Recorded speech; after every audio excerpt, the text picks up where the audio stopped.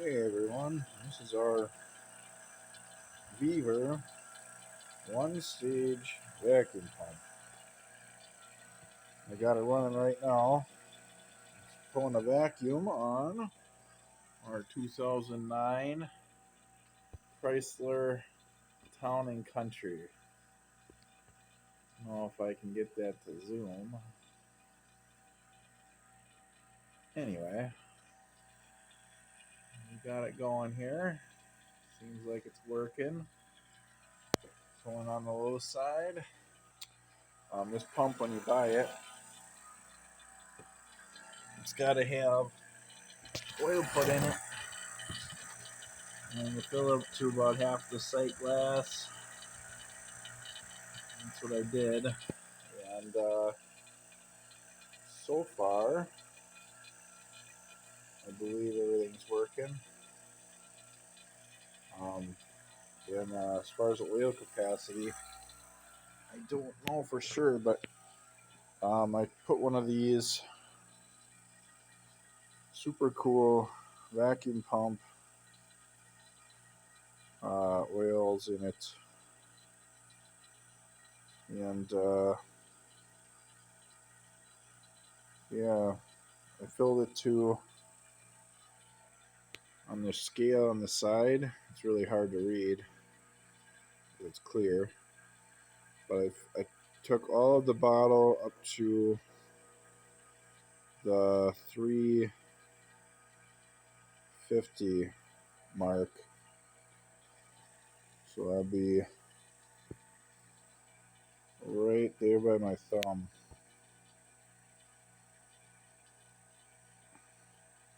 So almost a whole bottle. It's a pretty large reservoir. And the other thing with these pumps, I was told I don't like to run over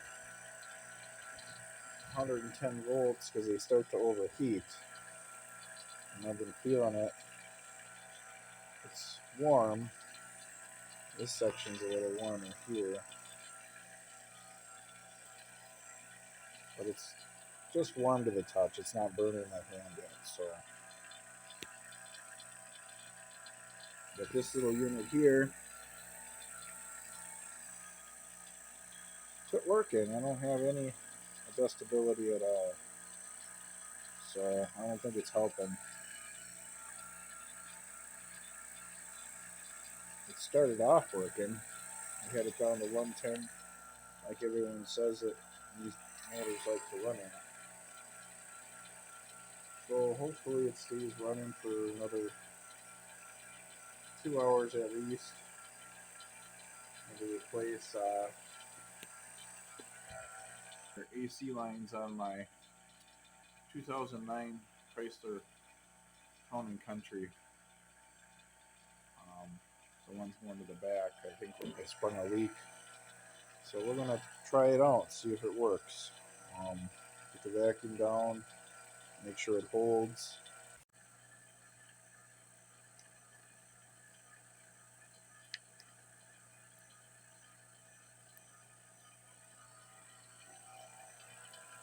Alright, let's test some temperatures here.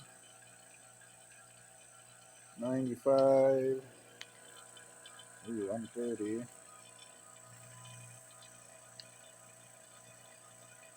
105. 120. 88 on my hand. 109.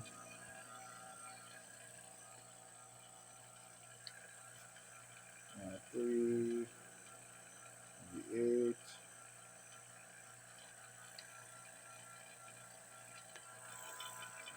18. Alright.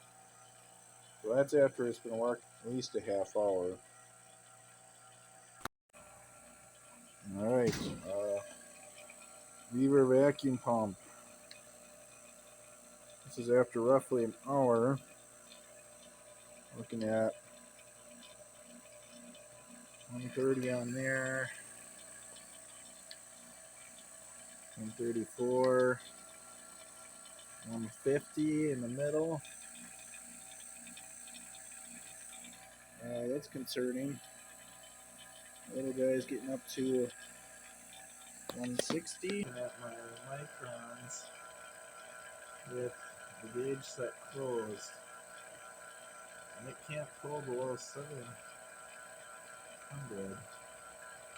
I guess 500 is your target, and lower is better. Alright, so we're at about, I think, 3 hours now, and it won't get under 790. But we are reading off the pump and not the gauge set. Alright, we're going on 4 hours now. We're down to 760-ish. Definitely taking its sweet time.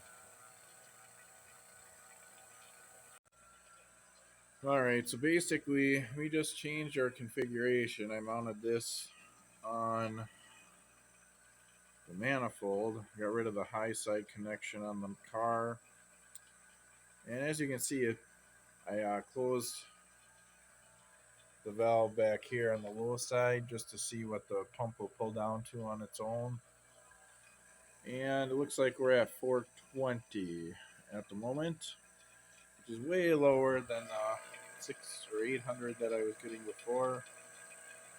Alright, so we have the system shut off,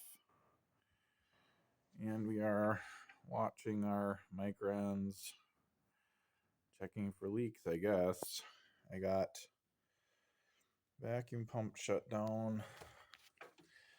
I got this turned in for the low side. I've got a plug, one of the can piercers, acting as a plug on my yellow hose where the vacuum pump was attached. So that's our reading now, and I'll come back in a while and we'll look at it again. And this is the setup for this guy. I wish the pump came with a valve for this piece, but it does not.